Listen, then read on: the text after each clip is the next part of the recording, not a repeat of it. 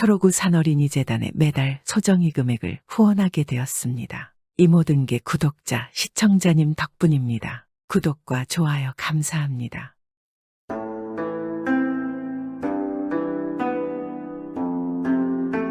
옛날 옛적에 중국의 왕조인 주나라에는 수많은 제후국들이 있었습니다.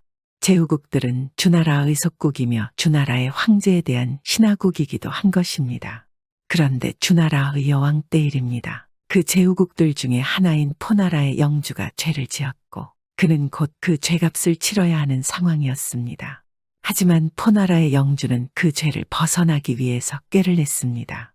주나라의 여왕이 미인을 좋아한다는 사실을 알고 있는 영주는 자신의 지역에서 이름난 미녀를 찾아 나선 것이었습니다.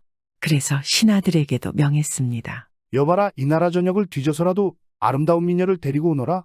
내 그럼 이 나라에서 부귀영화와 어떤 권력도 허락할 것이다. 그 소리를 들은 조정의 신하들뿐만 아니라 지방의 하급 관리들도 모두 빼어난 미모를 가진 여인을 찾기 시작했습니다. 그런데 그런 미녀를 찾는다는 것은 그리 쉽지 않았습니다. 그러다 어느 날 신성 같은 한 노인이 처녀 한 명을 데리고 영주에게 왔습니다. 그리고 노인을 호련히 사라진 것입니다. 포나라의 영주는 노인이 데리고 온 여인을 보고 깜짝 놀랐습니다. 살면서 한 번도 보지 못한 아름다움을 가진 여인이었습니다. 그리고 감탄만 나왔습니다. 정말 아름다운 여인이구나.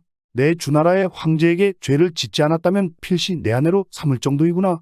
그래서 영주는 여인에게 물었습니다. 너의 이름은 무엇이고 어디서 왔느냐? 그러자 여인은 자신의 이름은 포사이며 어디서 온지는 잘 모르겠다고 말하는 것입니다. 그런데 이 포사라는 여인의 말하지 않는 실제 과거는 놀랄만한 것입니다. 주나라 이전의 나라인 한나라 말년에 용이 왕궁에 나타나 스스로를 포나라의 두 임금이다라고 하면서 침을 뱉어놓고는 사라졌습니다. 사람들은 점을 쳐본 결과 보관해 두면 길할 것이다라는 점괘가 나와서 그 침을 나무 상자에 고이 넣어 보관하였습니다. 세월이 흘러 주나라 여왕 때에 이르러 사람들은 그 상자를 열고 그 안을 보았습니다. 하지만 조심하지 않아서 그 용의 침을 상자 밖으로 흘려버리자 용의 침이 갑자기 큰 뱀으로 변하여 궁궐안을 돌아다녔습니다. 그리고 한 궁녀가 이 큰 뱀과 우연히 마주쳤는데 이 궁녀가 처녀인데도 불구하고 여자아이를 낳았습니다. 아이를 낳은 사실이 무척 두려웠던 궁녀는 이 아이를 내다버렸습니다. 마침 궁에 와 있던 포나라 사람이 이 아이를 거두어서 집에서 길렀으나 처녀가 되자 갑자기 사라진 것입니다. 그리고 지금 영주 앞에 나타난 것입니다. 그녀가 바로 포사였습니다. 그 미모가 무척이나 뛰어났으니 영주는 옳다구나 하고 바로 포사를 주나라 여왕에게 바쳤습니다. 여왕은 포사를 보자마자 그녀의 아름다움에 매료되어 사랑에 빠졌습니다. 그리고 영주는 쉽게 죄를 벗어났습니다. 그런데 그걸로 끝이 아니었습니다. 포사에 대한 여왕의 사랑은 끝도 없었습니다. 여왕에게는 후계를 이을 태자도 이미 있는 상태였으나 포사와의 사이에서 아들이 태어나자 그 태자를 패하고 포사가 낳은 아들을 태자로 바꿀 정도였습니다. 하지만 왕의 그와 같은 끝없는 사랑에도 불구하고 포사는 단 한 번도 왕을 위해 웃어주지 않았습니다. 그것은 왕의 애간장을 더더욱 태워갔습니다. 어찌해야 하지? 어떻게 해야 그녀의 아름다운 미소를 볼 수 있는 걸까? 아무리 값비싼 놀이개를 선물해도 세상에 진귀한 어떠한 사내진미도 포사를 웃게 할 수 없단 말인가. 반드시 찾으면 있을 것이야. 내 포사를 위해 무엇이든 할 것이다. 여왕은 그리 다짐하며 늘 포사를 미소 짓게 하기 위해서 궁리했습니다. 하지만 그 어떠한 것을 해주어도 포사는 웃지 않았습니다. 그런데 그러던 어느 날 왕의 시중을 들던 궁녀가 그만 옷이 나뭇가지에 걸려서 찢어지고 말았습니다. 헌데 그 비단옷 찢어지는 소리를 듣자마자 포사가 살짝 미소를 짓더니 혼잣말로 속삭였습니다. 비단 찢어지는 경쾌한 소리가 참 마음에 드는구나. 내 이런 소리는 처음이야. 기분이 좋아지는구나. 포사의 그 작은 미소를 본 여왕은 정신줄을 놓았습니다. 이럴 수가 포사가 웃었구나. 너무나 아름답구나. 너무나 아름다워. 이럴 게 아니라 당장 전국에 있는 모든 비단을 여기로 가져와라. 그리고 매일 포사 앞에서 비단을 찢어라. 그리고 여왕은 온 나라의 비단을 궁궐로 모아왔습니다. 그리고 그 비단을 포사 앞에서 찢게 하였습니다. 매일 귀한 비단이 산더미처럼 찢겨나갔고 그로 인해 나라의 재정은 메말라갔으며 백성들은 고통스러웠습니다. 하지만 그럼에도 여왕은 너무나 행복했습니다. 이깟 비단이 포사를 웃게 해주다니 너무 놀랍구나. 내 매일 포사의 웃는 모습을 본다면 이런 비단쯤이야 평생 찢어주마. 자신의 사랑하는 포사가 웃었기 때문입니다. 이렇듯 천금을 들여 사랑하는 여인의 웃음을 구걸하던 여왕의 이야기에서 천금매소라는 고사성어가 나왔습니다. 천금매소는 사랑뿐 아니라 그 밖에 쓸데없는 일에 중요한 시간이나 돈 힘을 낭비할 때에도 그와 같은 상황을 설명하는 말로 쓰이는 고사성어입니다. 이토록 천금매소하는 여왕의 노력에도 불구하고 어느새 포사는 비단 짖는 소리에 실증이 나고 말았는지 더 이상 웃지 않았습니다. 그리고 예전에 그 무표정한 얼굴로 돌아왔습니다. 그리하여 여왕은 또다시 애간장이 탔습니다. 어찌한단 말인가 포사의 미소가 사라져 버렸어. 다시 포사를 웃게 해야 하는데 그 미소를 다시 보고 싶은데 어찌하면 좋단 말인가. 도대체 어찌해야 예전처럼 그녀의 웃는 모습을 볼 수 있을까. 여왕은 또 고민하고 고민하였습니다. 하지만 그 이후로 여왕이 무슨 짓을 해도 포사는 웃지 않았습니다. 그런데 그러던 어느 날이었습니다. 당시의 주나라는 각 지방에 여러 제후를 봉하여 영토를 나눠주고 각기 그곳을 다스리게 하였으며 나라의 비상 상황이 되었을 때에는 높은 산에 봉화대를 두고 그 봉화대에 불을 피워서 제후들이 그것을 보고서 군사들을 이끌고 도성으로 달려오도록 해놓은 상태였습니다. 그런데 어느 날 봉화대 근처에서 군사훈련을 하다가 실수로 이 봉화대에 불이 붙었습니다. 봉화대에 오른 불을 보고 나라의 위기 상황이 발생했다고 생각한 수많은 제후들이 십수만의 대군을 이끌고 밤이 새도록 달려 도성으로 도착해 왔습니다. 하지만 힘들게 도성에 다다른 그들은 이내 봉화가 잘못 피워진 것이란 것을 알게 되었습니다. 수많은 군사들과 그들을 이끌고 온 제후들은 이 어이없는 상황에 모두들 할 말을 잃었는데 오직 한 사람 포사만이 그 상황을 몹시 재밌어하며 이까지 드러내고 웃었습니다. 그리고 그 모습을 본 여왕은 감탄했습니다. 아니 이럴 수가. 세상에 포사가 이토록 아름다운 미소를 지을 줄이야. 여태 본 미소 중에 가장 아름답구나. 비단을 찢었을 때보다 훨씬 아름답다. 내 일이 기분 좋은 적은 태어나서 오늘이 처음이구나. 여왕은 평소보다 더 밝은 그녀의 미소에 정신이 나가고 말았습니다. 그리고 그 뒤로 정말 말 그대로 정신 나간 짓을 연이어 버렸습니다. 계속해서 포사의 밝은 미소를 보고 싶었던 그는 끊임없이 거짓 봉화를 피운 것이었습니다. 제후들은 봉화를 보고 군사들을 끌고 허겁지겁 달려왔는데 그것이 거짓 봉화였음을 알고는 몹시 허탈해하며 돌아갔습니다. 그리고 포사는 그 모습을 보고 또 재미있어하며 밝게 미소 지었습니다. 그래 이거야 그녀가 웃잖아. 내 너무 기쁘구나. 어찌 저리 아름다운 미소를 지을까. 내 하루도 저 미소를 보지 못한다면 미칠 것 같구나. 그래 이제 매일 봉화를 피워서 포사가 저리 아름답게 웃게 해야겠다. 여왕은 정신을 차리지 못하고 계속 거짓 봉화를 피웠습니다. 신하들이 곁에서 만류했지만 여왕은 이미 정신이 나가 있었습니다. 그런 일이 반복되자 이제는 제후들도 그것이 거짓임을 알고 봉화대에 불이 올라도 군사들은 움직이지 않았습니다. 그런데 그런 상황에서 나라의 진짜 위기가 닥치고야 말았습니다. 포사에게 밀려났던 옛 태자와 황후인 어머니가 함께 외가인 신국으로 떠나 있던 상태였습니다. 여왕에게 불만을 품고 호시탐탐 기회를 엿보던 그들은 인근의 여러 이민족들 그리고 연하라 등과 연합을 하여서 기어이 주나라의 수도 호경을 침공한 것이었습니다. 여왕은 반란이 일어났다는 보고를 받고 급히 제후들의 군사를 모으기 위해 봉화를 올리라 명을 내렸습니다. 여봐라 봉화를 피워라. 이번에는 정말 적들이 쳐들어온다. 서둘러 군사들을 모두 집결시켜서 적들을 막아라. 그러지 않으면 이 주나라는 큰일에 봉착할 것이다. 봉화대에 불이 올랐으나 제후들은 그것을 보고 콧방귀를 뀌었습니다. 이것도 정신 나간 왕이 거짓 봉화를 올린 게로군. 안 간다 안 가.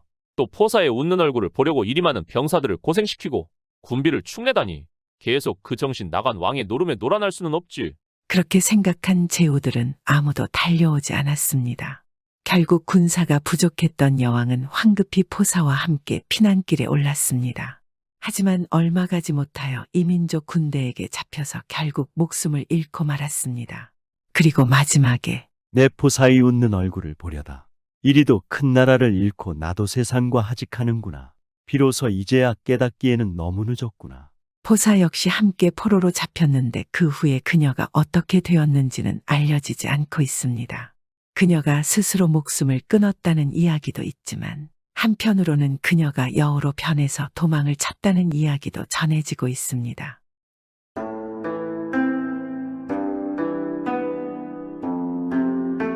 옛날 옛적 어느 마을에 칠복이와 석삼이라는 두 형제가 살았습니다.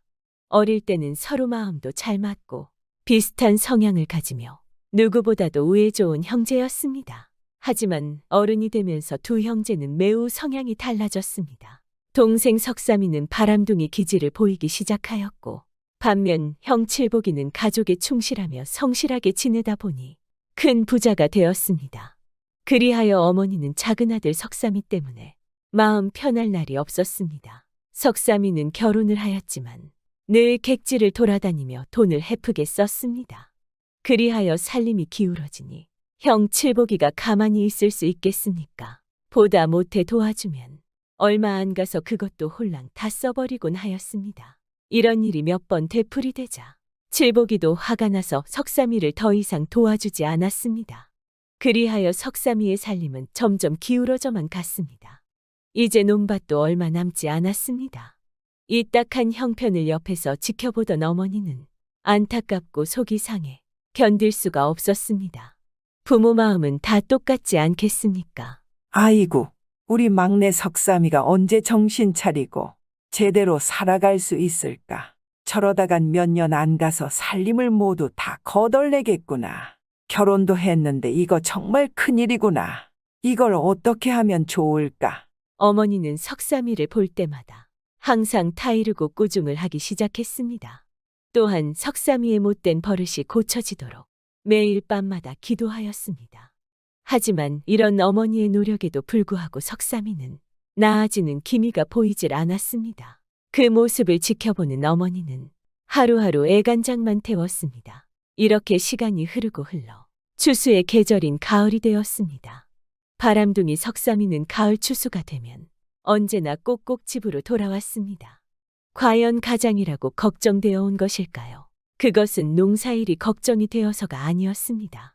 그보다는 추수한 벼를 팔아서 돈을 모아 또 객지로 나가기 위해서였습니다. 어느 날 두 형제는 벼를 추수하기 시작하였습니다. 그리고는 어머니는 칠복이와 석삼이 두 형제를 불러 그 추수한 벼를 멍석을 깔고 넓은 마당에 나란히 널도록 했습니다. 보통 농부들은 벼를 멍석에 널어 단단하게 말려서 자루에 담았습니다. 그래야만 벼가 상하지 않게 오래도록 저장을 할 수가 있었습니다. 이리하여 어머니의 분부대로 두 형제는 벼를 널기 시작하였습니다. 그 후 두 형제가 잠시 쉬러 들어갔을 때 어머니는 그때부터 주위를 살피곤 하였습니다. 그리고는 아무도 없는 틈을 타서 큰아들 칠복이네 벼를 두 손으로 움켜 떠서 작은 아들 석삼이네 멍석에다 퍼넘겼습니다. 어머니는 왜 이렇게 하는 것일까요? 이렇게 해서라도 석삼이를 좀 도와주고 싶은 안타까운 심정이었습니다. 두 아들을 불러놓고 같은 마당에다 나란히 벼를 널어 놓으라고 한 것은 이렇게 하기 위한 핑계였습니다. 못난 아들 조금 더 도와주고 싶은 마음은 어느 부모나 다 똑같지 않겠습니까? 워낙 석삼이의 행실이 나빠 도와주지 않는 칠복이더러 벼를 좀 주라고 부탁해 보아도 될 일이 아니었기 때문입니다. 어느덧 해가 지자 석삼이가 벼를 자루에 담으러 먼저 왔습니다. 그런데 멍석에 있는 벼를 보는 순간 참으로 이상한 것을 발견하였습니다. 아침에 멍석에 벼를 넣을 때만 해도 형의 벼와 자기의 벼가 거의 같은 양이었습니다. 그러나 지금 바라보니 벼는 분명히 자기 쪽이 더 많지 않겠습니까? 이럴 수가 있나? 이건 뭔가 잘못된 것 같아. 왜 내 쪽에 벼가 더 많은 거지? 형은 어머니를 모시고 또 조상님들 제사를 지내고 있으니까 아마 나보다 씀씀이도 많을 거야. 또한 내가 그동안 도움받은 것도 많은데 많아진 벼를 형의 멍석에다 도로 퍼넘겨야겠다. 이러면서 석삼이는 자기의 벼를 형의 멍석 쪽에 다 퍼 담았습니다. 바람둥이 석삼이에게도 이런 착한 마음이 있다는 것을 누가 알았겠습니까? 그 양은 오히려 어머니가 퍼넘겨준 양보다도 훨씬 많았습니다. 결국 어머니의 계획은 헛수고가 되고 말았습니다. 그런데 이 광경을 마침 물을 길러 우물로 가던 칠복이 아내, 즉 형수 꽃분이가 바라보았습니다. 참으로 뜻밖의 일이었습니다. 어머머, 저게 누구야? 정말 내가 알던 서방님이 맞는 것일까? 저런 착한 분이 또 어디 있을까? 그런데도 우리는 괜히 바람이나 피우는 못된 사람이라고 생각했구나. 형을 위해 자기 별을 더 보태어주는 저런 착한 마음씨를 몰라보고 있었다니. 우리도 생각을 고쳐먹고 이제는 뭔가를 도와줘야겠다. 정말 다행이구나. 이제라도 알 수 있어서. 꽃분이는 혼자서 이렇게 생각했습니다. 그리고 여태까지 시동생을 미워한 것이 부끄러웠습니다. 그 뒤부터 꽃분이는 착한 시동생을 도와줄 수 있는 좋은 방법이 없을까 하고 골똘히 생각해 보았습니다. 그러나 자기 남편 칠복이와는 의논을 하지 않았습니다. 의논을 해보았자 들어줄 남편도 아니었기 때문입니다. 바람둥이 동생 석삼이 때문에 워낙 시달리고 지쳐서 이제 동생 일이라면 콩으로 매주를 쓴데도 듣지를 않았습니다. 며칠을 두고 생각하던 꽃분이에게 좋은 생각이 떠올랐습니다. 그래서 꽃분이는 어느 날 석삼이의 집을 찾아갔습니다. 그러고는 석삼이의 아내인 동서를 만났습니다. 동서, 잘 지냈어? 그동안 별일 없었고? 네, 형님. 덕분에 잘 지내고 있었어요. 어서 이리로 앉으세요. 오랜만에 오셨네요. 그런데 가져오신 게 다 뭐예요? 찹쌀과 누룩이지. 이것 좀 밖에 놔. 어머, 웬 찹쌀과 누룩을 다 가져오셨어요. 그냥 오셔도 되는데 이 무거운 것을 어떻게 들고 오셨어요? 동서, 다 이유가 있어서 가져왔지? 이 찹쌀과 누룩으로 술을 좀 빚게 놔. 참으로 뜻밖이었습니다. 그렇게나 미워하던 시동생인데 술을 빚어 시동생에게 주라는 뜻이 아니겠습니까? 동서 입장에서는 그야말로 해가 서쪽에서 떠오를 일이었습니다. 하지만 생각해보니 너무 감사할 따름이었습니다. 형님, 참으로 고마워요. 하지만 그래도 괜찮을까요? 술 때문에 바람이 더 나면 어떡해요? 저는 그게 더 무서워요. 이 사람아, 그건 염려 놓으시게. 이 술을 서방님 드리란 것이 아니니까 우선 술을 빚거든. 걸로다가 문밖길에다 놓아두게. 그리고 앞을 지나가는 마을 사람들에게 마음대로 퍼마시게 하란 말이야. 예, 형님. 그렇게 하겠습니다. 동서, 궁금하더라도 이유는 묻지 말게.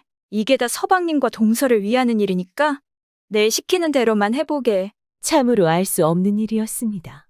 무엇 때문에 동네 사람들에게 술 대접을 하라는지 까닭을 알 수가 없었습니다. 또한 내 신세의 술까지 대접하라니 도저히 이해가 되지 않았습니다. 그러나 이것이 자기와 남편을 위해서라니 거절할 수도 없었습니다. 형님이 시키는 대로 할게요. 형님이 어떤 분이에요? 죽으라면 당장 죽는 시위라도 해야죠. 하물며 우리를 위하는 일이라 하셨는데 무슨 일인들 못하겠어요. 형님 분부대로 술을 빚을게요. 걱정 마세요. 이리하여 동서는 큰 독에다 술을 빚었습니다.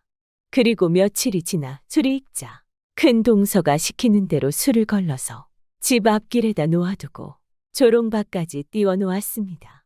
그러자 지나가던 사람들이 술을 퍼마시더니 모두들 석삼이와 그의 아내를 칭찬하기 시작하였습니다. 물론 큰아들인 칠복이도 앞을 지나가다 술을 퍼마셨습니다. 그러나 칠복이는 칭찬을 하지 않고 속으로 동생을 욕했습니다. 당연히 자기 먹고 살 것도 힘든데 술을 내어주니 그런 생각을 안 할 수 있겠습니까? 그렇게 이 술대접을 시작한 지 며칠이 지난 뒤였습니다. 꽃분이가 다시 석삼이의 집으로 찾아왔습니다. 동서, 고생 많았네. 오늘은 이렇게 하게나. 이번에도 이유는 묻지 말고 내 시키는 대로 하게. 네, 알겠어요, 형님.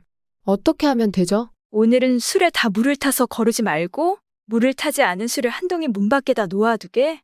형님, 물을 타서 거르지 않으면 굉장히 독할 텐데요. 괜찮을까요? 이 사람아, 남정네란 술이 독할수록 더 좋아한다지 않나? 나에게도 다 생각이 있으니 걱정 말게. 이리하여 동서는 꽃분이가 시키는 대로 또 한 동이를 내어놓고 조롱박을 놓았습니다. 그러자 마을 남정네들은 과연 혀를 내두르면서도 술을 맛있게 마셨습니다. 물론 칠복이도 이 독한 술을 조롱박으로 여러 잔이나 마셨습니다.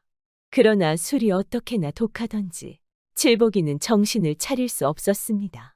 그러니 눈앞이 팽팽 돌며 혀가 잘 놀려지지 않았습니다. 아이고, 굉장한 술이로구나. 에라, 이렇게 기분이 좋은데 일은 해서 무엇하냐? 나 오늘 일 안 할 거야. 일 안 한다 해도 날 욕할 놈이 어디 있어. 있으면 한번 나와봐라. 나와보라고. 이렇게 혀 꼬부라진 소리를 하면서 칠복이는 집을 향해 걸었습니다. 그러나 술에 취해 아랫도리가 중심을 잃어 비틀거렸습니다. 그러나 칠복이는 기분이 무척 좋았습니다. 오랜만에 느껴보는 기분이었습니다. 혀가 잘 돌아가지 않았지만 노래를 부르면서 집으로 돌아왔습니다. 마누라, 어디 계신게요? 서방님이 오셨는데 왜 아무 인사가 없소? 빨리 나오시오. 보고 싶소, 마누라. 아니, 이거 어찌 된 거예요? 일은 나가시지 않고 아침부터 무슨 술 타령이에요? 내 술 한 잔 먹었소. 왜 난 술 마시면 안 돼요? 동네 사람 다 마시는데 무슨 나라고 안 마실 수 있겠나? 오늘은 기분 몹시 좋구려. 그런데 그 놈이 환장을 했어. 내 동생 석삼이 말이오. 아니, 서방님이 무슨 잘못을 저질렀어요? 도대체 왜 그러시는 거예요? 참, 서방님 좋아하네. 난 그런 동생 둔 적이 없어. 오늘도 술을 내어놓았다네.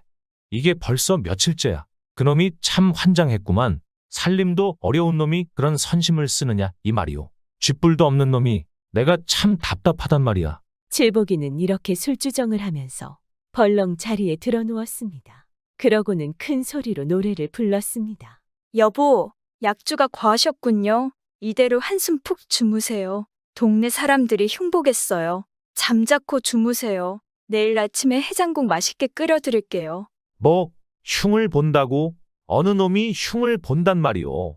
난 이렇게 기분이 좋은데 흉 보는 놈 당장 이리 오라고 하시오. 내가 가만두나 봐라. 칠복이는 이렇게 주정을 부리다가 스스로 잠이 들고 말았습니다. 그러고는 드렁드렁 코를 골기 시작하였습니다. 이리하여 세상 모르고 깊은 잠 속으로 빠져 들어갔습니다. 칠복이가 잠들자 꽃분이는 얼굴에 묘한 웃음을 띠고는 몇 번 더 칠복이가 과연 깊은 잠에 골아 떨어졌는지 확인해 보았습니다. 과연 무슨 꿍꿍이가 있는 것일까요? 칠복이는 틀림없이 코를 골면서 세월 가는지 모르게 자고 있었습니다. 그러자 꽃분이는 벌떡 일어나 농 속에 넣어두었던 논문서를 죄다 끄집어냈습니다. 그러고는 그것을 온 방 안에 다 펼쳐져 놓았습니다. 발 디딜 틈이 없을 만큼 논문서가 방바닥에 쫙 깔렸습니다. 꽃분이는 그 중에 몇 장을 주워들고 석삼이네로 갔습니다. 그러고는 석삼이와 동서를 불러놓고 이렇게 말하였습니다. 서방님, 이걸 받으세요. 논문서예요.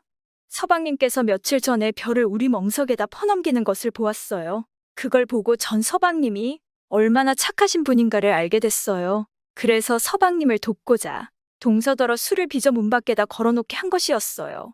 그런데 형수님, 술을 왜 빚게 했는지 우리 내외는 지금까지도 통할 수가 없습니다. 무슨 이유라도 있으셨는지요? 네, 아마도 많이 궁금하셨을 거예요. 제가 이유를 말하지 않았으니까요. 그래도 제 말을 잘 따라주셔서 감사해요. 그건 형님이 술에 취해 골아 떨어지게 하기 위해서였어요. 그게 무슨 말씀이세요? 잘 이해가 가질 않아서요. 이 논문서를 빼어내기 위한 수단이었어요. 이 논문서를 형님이 자고 있는 사이에 빼냈어요. 앞으로는 이 논으로 농사를 짓고 열심히 일하세요. 형수님, 하지만 이건 아닌 것 같아요. 무슨 말씀이신지 알겠어요? 형님 때문에 그러시죠. 하지만 형님 걱정은 하지 마세요. 제가 잘 말해서 오해 없도록 해놓을 테니까요. 석삼이는 너무나 뜻밖의 일이라 어쩔 줄 몰랐습니다. 형수가 얼마나 고마운지 무릎을 꿇고 절이라도 하고 싶은 심정이었습니다. 이후 잠들었던 칠복이는 술이 깨자 자리에서 일어났습니다. 그런데 이게 웬일인가요? 온 방 안에 그렇게도 소중하게 보관해둔 논문서가 쫙 깔려있지 않겠습니까? 칠복이는 놀라 눈이 휘둥그레졌습니다. 이런 변이 있나? 내가 자고 있는 사이에 도둑이 들었구나. 이거 큰일 났네. 이러면서 논문서를 한 장 한 장 챙겨보았습니다. 한참 동안 논문서를 챙기고 있는데 석삼이의 집에 갔던 아내가 돌아왔습니다. 여보, 당신은 어딜 갔다 오는 거요?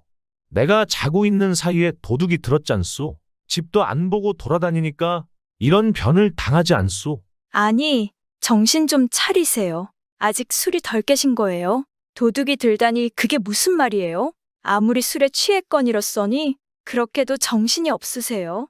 아까 당신이 이혼 문서 다 끄집어내지 않았어요. 정말 기억나지를 않으세요. 아내는 이렇게 시치미를 뚝 떼었습니다. 남편에게 거짓말을 한다는 것은 나쁜 일이었으나 거짓말로 작은 집을 돕고 또 형제 간의 우애가 깊어진다면 과히 큰 허물이 되지 않는 것이라고 생각했습니다. 아니, 내가 끄집어냈다고. 이게 말이 돼요. 당신 나한테 거짓말 한 거 아니오? 제가 왜 거짓말을 하겠어요? 동생이 술까지 빚어 대접하는 걸 보면서 이제 착한 사람이 됐다면서 논을 몇 마디 줘야겠다고 하지 않았어요. 그러면서 논문서 몇 장을 저보고 동생에게 갖다 주라고 하시지 않았어요. 그래서 지금 전 작은 집에 갔다 오는 길이었어요. 그나저나 여보 참 잘하셨어요.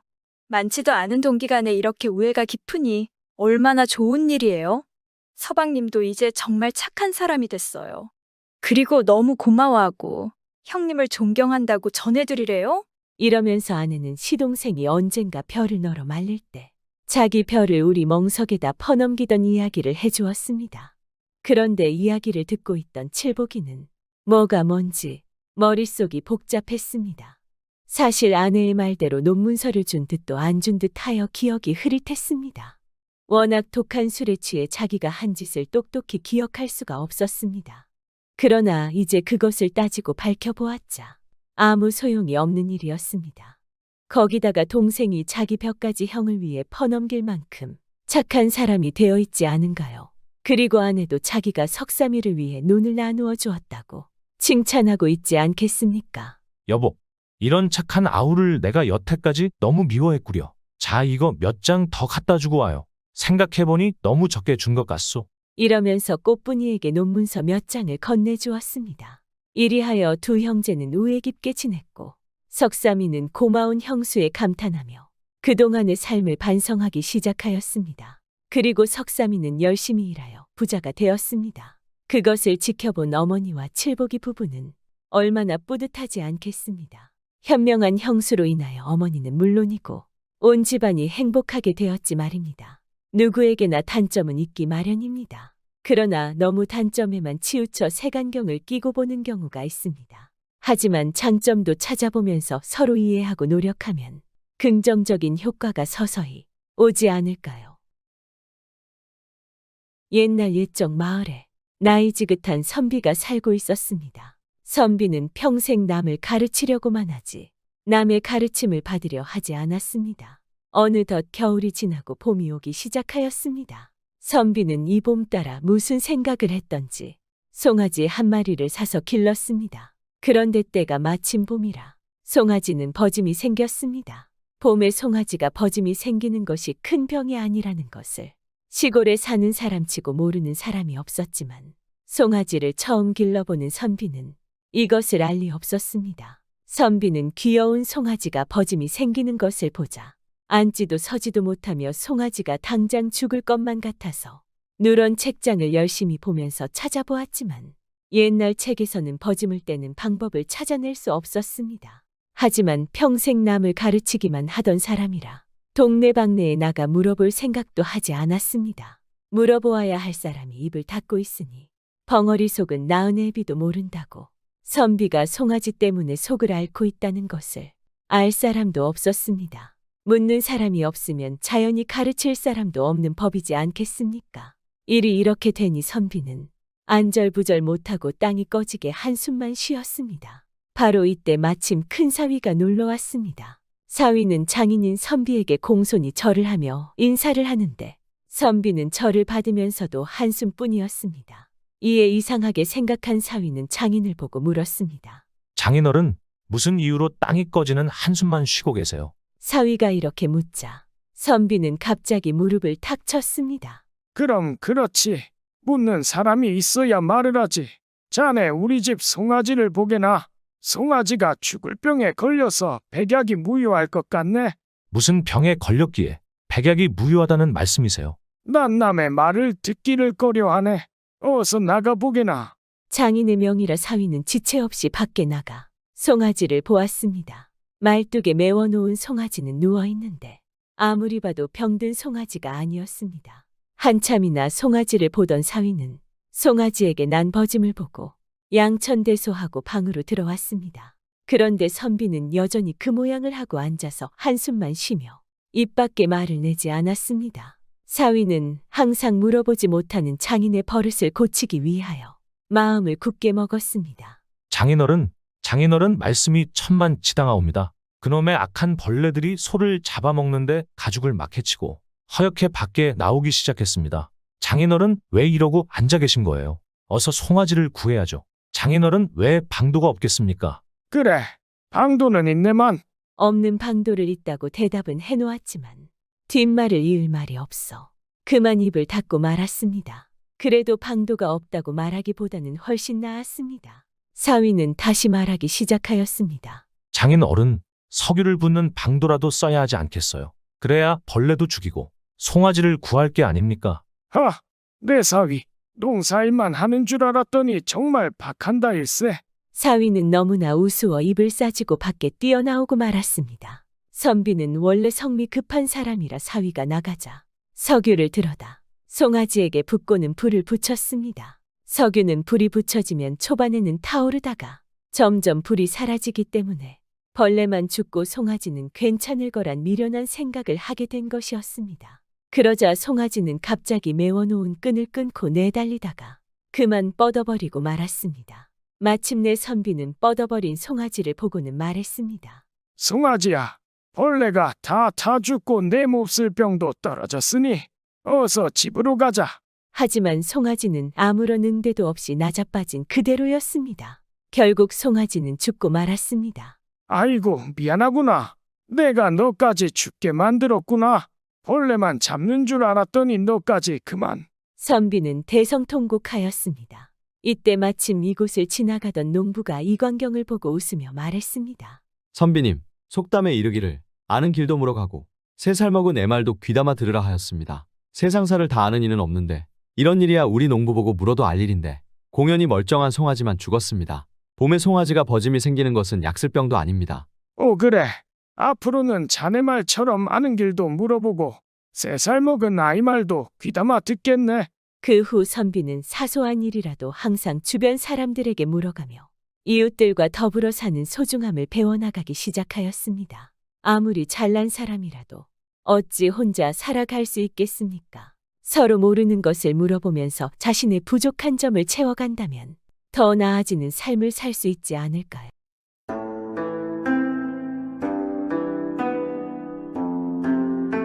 옛날 옛적에 어느 마을에는 아주 맑고 깊은 샘물이 하나 있었습니다. 이 샘물가에는 꽃분이라는 예쁜 처녀가 지나다니는 나그네들에게 샘물을 떠주곤 하였습니다. 지나다니는 사람들은 꽃분이의 미모를 보고 감탄하곤 하였습니다. 그런데 왜 지나다니는 사람들한테 샘물을 떠주고 있는 거지? 무슨 사연이라도 있는 것인가? 모두 궁금해하지 않겠습니까? 종종 궁금해하는 사람들이 가서 왜 그러고 있냐고 물으면 꽃분이는 아무런 대답을 해주지 않고 그저 물만 떠주었으니 다들 물만 실컷 먹고 돌아왔습니다. 샘물을 떠주는 예쁜 처녀의 소문은 곧 이 마을에 널리 퍼졌습니다. 그러다 보니 이 마을에 샘물에 찾아오는 나그네들이 아주 많아졌습니다. 다들 샘물을 떠주는 꽃분이를 보기 위해 오는 사람들이었습니다. 그러다 보니 이 샘물이 있는 마을에도 활기가 돌기 시작했습니다. 많은 사람들이 샘물을 떠주는 꽃분이를 보기 위해서 몰려들었고 사람들이 샘물이 있는 마을에서 음식도 먹고 잠도 자고 하게 되니 마을에 사는 사람들은 큰 돈을 벌게 되는 것입니다.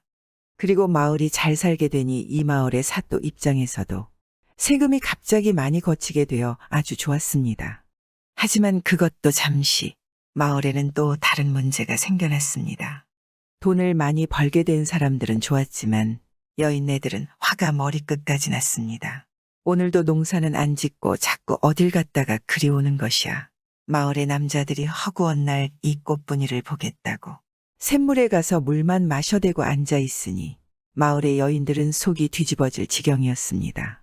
아버지며 남편이며 아들이며 집안의 남자들이 일도 안 하고 농사도 안 짓고 오직 샘물 근처에 잔뜩 줄을 서서는 샘물을 받아먹는 일로 하루를 보내고 있는 것이었습니다. 마을에서 사람들이 몰려드니 그 줄은 더 길어졌고 샘물을 받아먹는 시간도 더 많이 걸렸습니다. 그러다 보니 여인들은 안 되겠다 싶어서 다 같이 모여서 관하로 갔습니다. 마을 여인들이 한꺼번에 관하로 몰려오니 사또는 무척 당황하지 않겠습니까? 이 무슨 일인가? 어쩐 일로 이렇게 여인네들이 다들 관아에 모여온 것인가? 사또나리, 제발 꽃분이란 샘물 주는 여자 좀 어떻게 해주십시오. 그 여자가 온 마을 남자들을 다 꿰어내서 큰일이 났습니다. 아니 남편도 남편인데 아들놈도 아버지 따라서 샘물 마시겠다고 가서는 오지를 않습니다. 사또 그 요상한 것을 당장 마을에서 쫓아내 주십시오. 간청하고 간청드립니다. 여인들의 이야기를 들은 사또는 잠시 생각했습니다. 그동안 말로만 들었는데 도대체 꽃분이라는 여인이 어떻기에 다들 이러는 것인가? 내가 한번 봐야겠구나. 사또는 그렇게 생각을 하고는 포졸들에게 명했습니다. 여봐라, 샘물을 떠준다는 꽃분이라는 여인을 당장 관아로 데려오도록 하거라.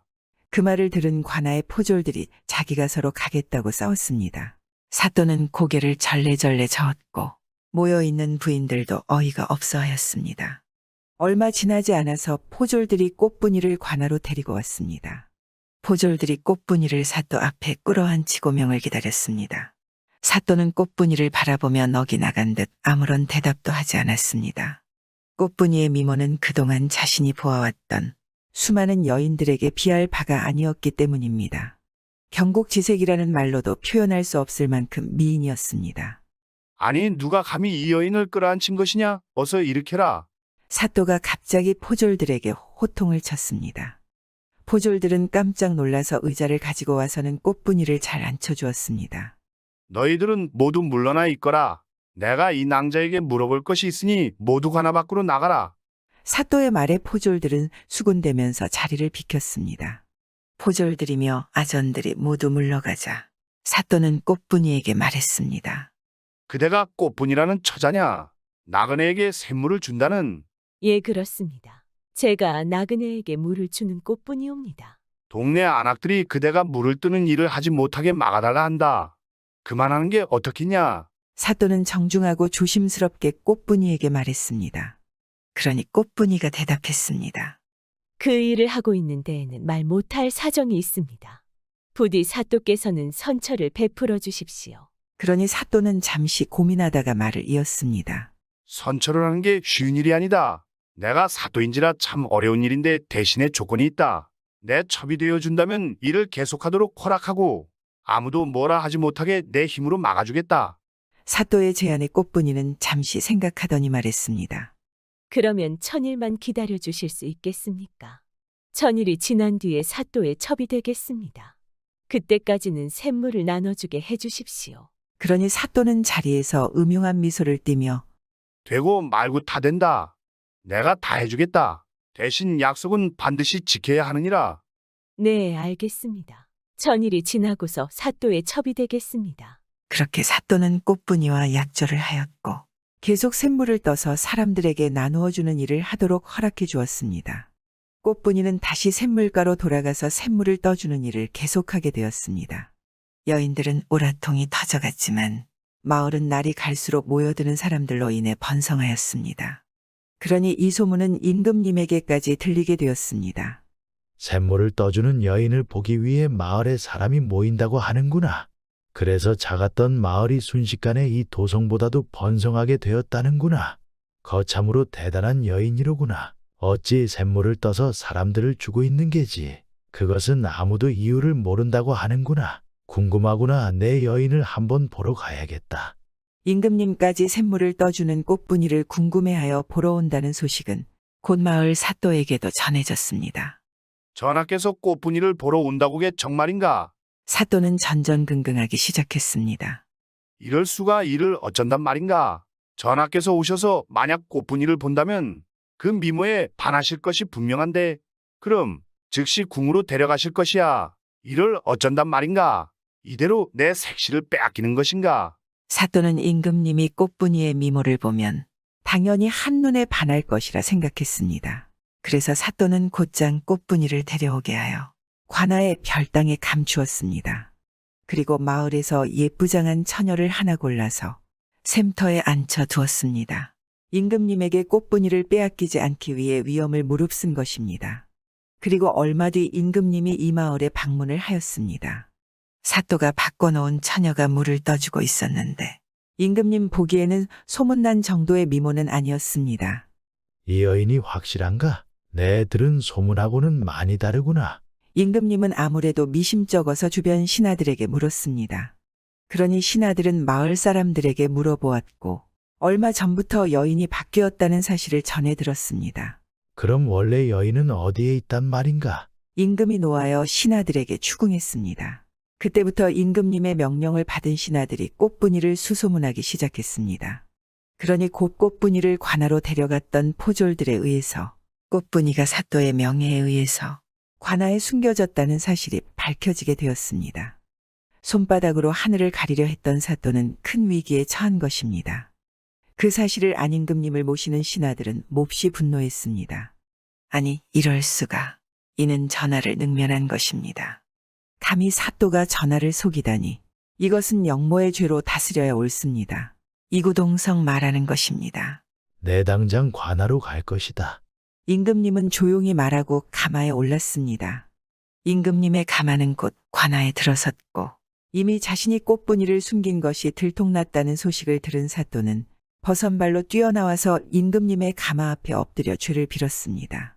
전하, 저를 죽여주십시오. 소인이 그만 여인의 눈이 어두워서 죽을 죄를 지었습니다. 죄를 빌고 있는 사또를 보고 임금님이 말했습니다. 그 여인이 임금인 나를 두려워하지 않을 만큼 미인이란 소리겠구나. 지금 어디에 있느냐? 그것이 지금 별당에 있습니다. 가시지요. 그렇게 사또는 어쩔 수 없이 임금님을 모시고 관아의 별당으로 갔습니다. 꽃분아 나오너라. 전하께서 친히 널 보러 오셨단다.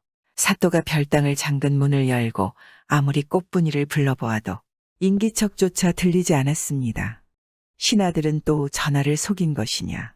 화를 내며 별당 문을 벌컥 열어 젖혔습니다. 그런데 별당에는 아무도 없었습니다. 그러니 사또가 몹시 놀라하며 임금님 앞에 엎드려서는 말했습니다. 아닙니다. 아니 분명히 별당에 있게 하였는데 이게 어찌 된 일이지? 당장 이 불충한 놈을 처형하십시오. 신하들이 외쳐대니 임금님이 손짓으로 그들을 멈췄습니다. 너의 말이 사실이냐? 정말 이곳에 가두어 놓은 게 맞는 게지? 임금님의 물음에 사또가 머리를 연신 땅에 박으며 말했습니다. 소인 한치의 거짓이 없습니다. 지금 전하 앞에서 어찌 거짓을 고하겠습니까? 잠시 정신이 나가서 꽃분이를 별당에 숨겼으나 이제 정신을 차렸습니다. 그러니 임금은 고개를 끄덕였습니다. 거짓을 고하는 것 같아 보이지는 않는구나. 그렇다면 뭔가 일이 생겼나 보군. 일단 오늘은 늦었으니 들어가서 쉬고 내일 날이 밝으면 어찌된 일인지 조사해 보도록 하겠다. 사또의 처벌 또한 내일 결정할 것이다. 당장 옥에 가둬도 시원찮을 일이나 그간 이 조그만 마을을 번성시킨 공을 봐서 그것은 면하게 해줄 것이다. 자중하고 있거라. 임금님은 그날 밤 침소에 들어서 바로 잠이 들었습니다. 이곳까지 오느라 너무 피곤하지 않았겠습니까? 그런데 꿈속에서 한 중년의 남자가 울며 나타나는 것입니다. 그리고 임금님에게 절을 하고 말을 하는 것입니다.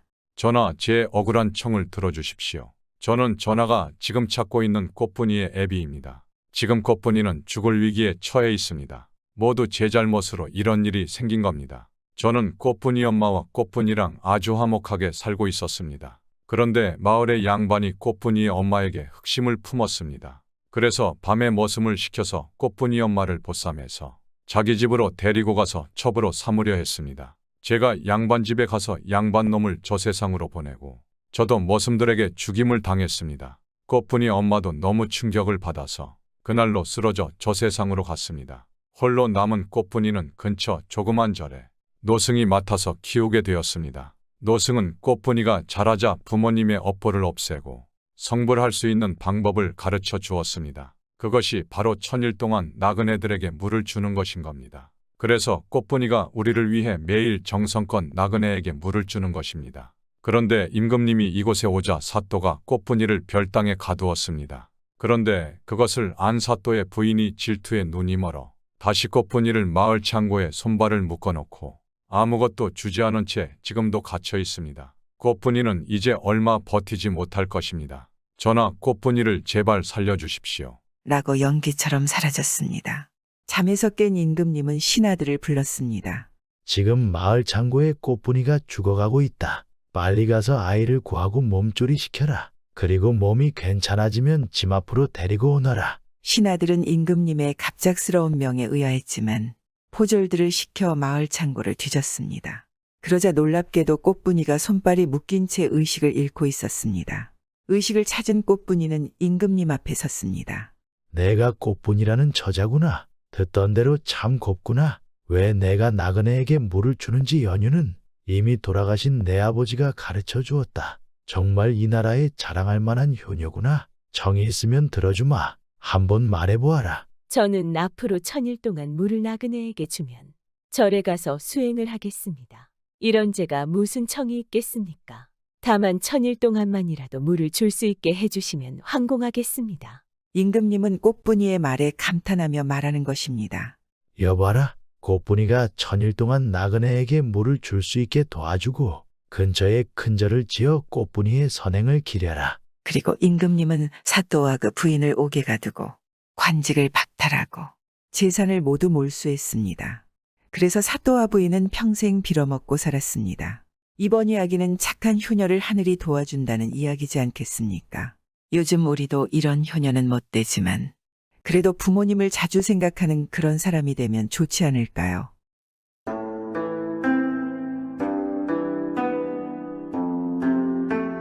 옛날 옛적의 남대문 밖에 무학재의 돌쇠라는 선비가 살았습니다.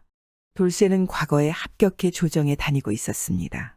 높은 벼슬아치는 아니었지만 누구보다 성심성의껏 나란 일을 했습니다.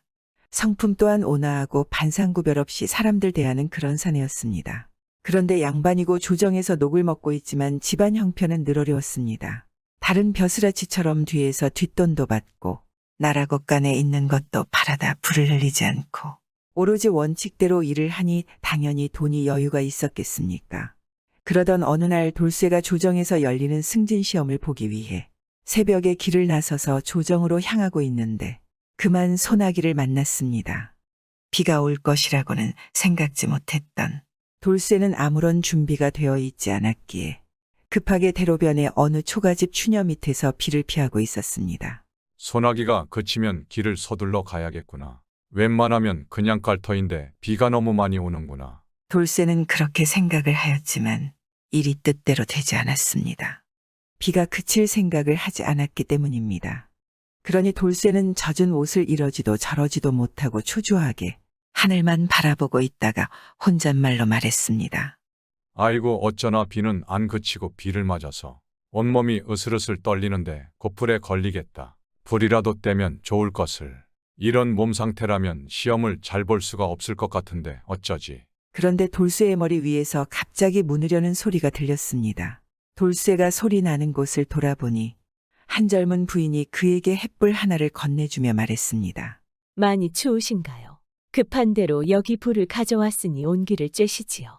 고맙소. 지금 정말 온기가 필요했는데 딱 좋습니다. 돌쇠는 불을 받아서 따뜻한 온기를 쬐었습니다. 옷이 많이 젖었고 한기가 있어서 돌쇠는 너무 감사했습니다. 그리고 잠시 후에 아까의 부인의 말소리가 들려왔습니다. 아무래도 비가 그치지 않을 듯한데 그렇게 계속 추운데 서 계시면 곧불이 염려되니 잠깐 안으로 들어오세요. 그래도 되겠습니까? 남녀가 유별하고 처음 보는 사이인데 지금 제가 이것저것 따질 때가 아니어서 그럼 잠깐 신세를 좀 지겠습니다. 돌쇠는 워낙 추웠기에 부인의 말대로 집 안으로 들어갔습니다. 문을 열고 안으로 들어가니 부인이 서 있었는데 나이는 20 남짓 돼 보이는데 옷매음새가 정결하고 용모가 아주 고왔으며 말하는 것이나 몸가짐이 아주 단아하였습니다. 돌쇠와 부인은 이런저런 이야기를 주고받았는데 나이는 어리지만 제법 말도 잘 통했습니다. 이윽고 먹구름이 개이고 밝은 빛이 한 줄기 내리더니 비가 그치기 시작했습니다. 돌쇠는 그만 자리에서 일어났습니다. 그리고 부인에게 인사하고 문을 나서는데 부인이 돌쇠에게 말했습니다. 시간이 늦으셔서 지금 시험장에 갔다가 집으로 돌아가려 하면 아마 남대문이 닫힐 것입니다. 시험을 마치시면 여기로 오셔서 하룻밤 쉬고 내일 떠나시지요. 저는 개의치 마시고요. 돌쇠가 듣고 보니 말이 맞았습니다. 돌쇠가 돈이 없어서 노작거리의 주막에서 잘 돈도 없었기에 그냥 집으로 가는 일이 태반인 것입니다. 오늘처럼 이렇게 늦게까지 시험을 본다면 밤새 걸어 날이 새야 집으로 갈 수가 있었기 때문입니다. 그래도 되겠습니까?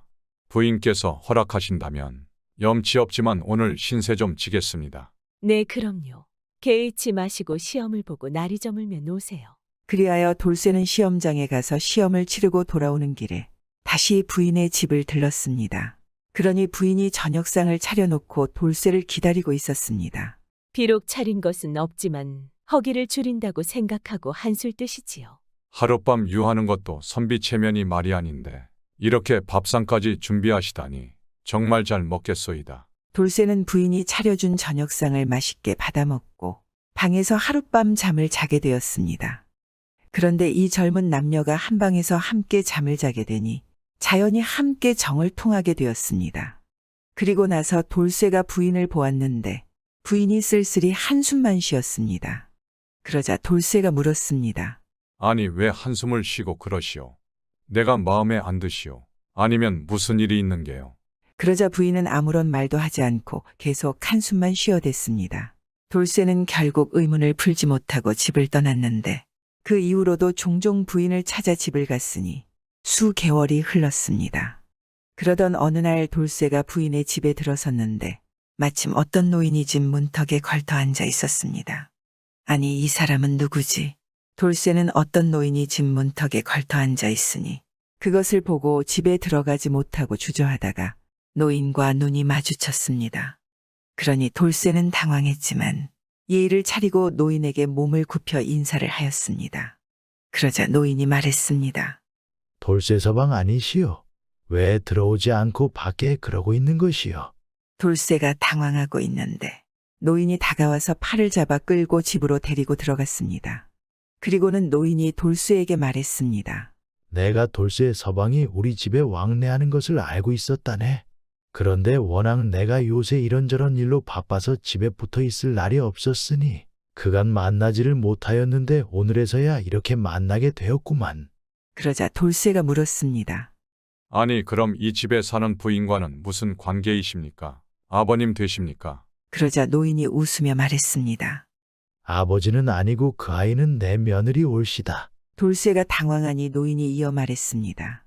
내 자식이 15일 때 혼인을 하였는데 혼인 첫날에 그만 급사를 하고 말았다네. 며느라기가 금년 나이가 22로 혼인을 한 몸이지만 혼인을 안 한 것이나 마찬가지라오. 그럼에도 나를 이렇게 잘 모시고 살고 있으니 참으로 기특하지요. 내가 항상 마음속에 우리 며느라기가 불쌍한 생각이 있어서 며느리에게 나를 떠나서 객가를 하라 하고 말했지만 한사코 나를 두고 갈 수 없다 하더니다. 그런 기특한 마음으로 며느리가 수년을 수절을 해왔는데 늘 안타까워서 내가 항상 어느 남정네든 만나면 객가를 해라 하고 계속 말을 했지요. 그런데 어느 날 며느리가 돌쇠서방이 다녀가기를 저에게 이야기하더군. 그 말을 듣고 내가 어찌나 기쁘던지 우리 며느리의 외롭고 가여운 마음을 달래주신 돌쇠서방을 한번 뵙고 인사를 드리고 싶었어. 그러자 돌쇠는 그제서야 마음속의 의문을 풀고 노인과 이런저런 이야기를 나누었습니다. 그리고 뒤에도 돌쇠는 거리낌 없이 이 부인의 집을 오고 갔습니다. 그러다가 어느 날 돌쇠가 아버지 초상을 치를 일이 생겼습니다. 너무 갑작스러운 일이라 돌쇠는 당황하지 않았겠습니까? 그런데 워낙 청렴하게 살아온 그였는지라 집안에 재물이 없어서 미처 초상을 치르는데 필요한 물건을 살 돈이 없으니 돈을 여기저기 상인들에게 빌려서 쓰고 미처 갚지 못하고 있었습니다. 한참 뒤에 돌쇠가 간신히 돈을 여기저기서 마련해서 빚을 갚기 위해 상인들을 찾아가니 돈을 빌려준 상인들이 말했습니다. 일전에 남대문 안에 사는 한 노인이 찾아와서 선비님이 빌려간 돈을 전부 갚아주고 갔습니다요. 아니 노인장이 어찌 생긴 사람이던가. 상인들의 말을 들어보니 바로 자신이 오가는 부인 댁의 노인장이었습니다. 돌쇠는 노인에게 찾아가 감사의 인사를 전하려 했는데 조정에서 중국 사신단을 배웅 나가라는 일을 주었습니다. 돌쇠는 어쩔 수 없이 노인장과 부인에게 인사도 못하고 사신단을 맞이하러 북쪽으로 갔습니다. 그리고 한 달 후 돌쇠는 급하게 부인이 집으로 갔습니다. 그날따라 부인이 방에 제사상을 차리고 홀로 앉아 있는 것입니다. 돌쇠가 조심스럽게 말하는 것입니다. 부인, 이게 돌아가신 서방님의 제사상입니까? 어린 나이에 생을 마감했다고 들었소. 그리고 미안하오. 조정에서 북쪽에 일이 있다고 해서 아무 기별 없이 갔다 왔소. 그러자 부인이 눈물을 흘리며 말하는 것입니다. 아닙니다. 이건 서방님 제사상이 아니라 3년 전 돌아가신 제 시아버지 제사상입니다. 돌쇠는 정말 놀라지 않겠습니까? 몇 달 전에 만났던 노인장과 자신의 빚을 갚아준 노인장이 3년 전에 죽었다니 돌쇠는 정신을 가다듬고 이 사실을 부인에게 소생하게 말해주었습니다. 그러자 부인도 놀라며 말했습니다. 제가 혼인을 하여도 남편을 첫날에 잃고 외롭게 살던 것을 보시고 시아버님께서 저에게 객가를 끊임없이 권하셨지만 그리하지 않았지요. 그런데 선비님을 처음 만나기 전날 돌아가신 시아버지가 꿈속에 나타나서는 내일이면 너와 인연이 있는 사내가 나타날 것이다. 그렇게 말해주셨지요. 그날부터 선비님을 모시는 것이었습니다. 제가 남편을 잃고도 개가도 않고 죽지도 않고 이렇듯 버텨 살아온 것은 저를 딸처럼 아끼신 시아버님이 제가 없으면 홀로 외로이 지내실까 걱정돼서였는데 이렇게 세상을 떠나셨으니 제가 더 이상 무슨 살아갈 이유가 있겠습니까? 그래서 시아버지께서 돌아가신 3년상을 보내고 서방님과 아버지가 있는 곳으로 가려고 했습니다. 그게 바로 오늘 3년상이 되는 날입니다. 이제 선비님과도 영영작별을 하고 한마는 이 세상 떠나려 합니다. 그 말에 돌쇠가 몹시 놀라 부인에게 말했습니다. 아니 부인, 무슨 말을 그렇게 섭하게 하시오. 나는 어쩌란 말이오. 나 또한 부인을 만나 행복한 하루하루를 보내고 있어. 그런데 부인이 갑자기 세상을 떠난다면 나 또한 이 세상에 있을 이유가 없지 않겠소. 그러지 말고 나와 혼인하여 함께 삽시다. 그것이 돌아가신 시아버지의 뜻이 아니겠소. 부인이 개가에서 행복하게 사는 것 말이오. 돌쇠의 말에 이 부인의 안색이 밝아졌습니다. 그게 정말인가요? 저는 이미 한번 혼인을 한 몸인데 이런저라도 괜찮겠습니까? 그게 왜 중요합니까? 내가 당신을 이토록 사모하는데 아무도 우리 혼인을 막지 못합니다.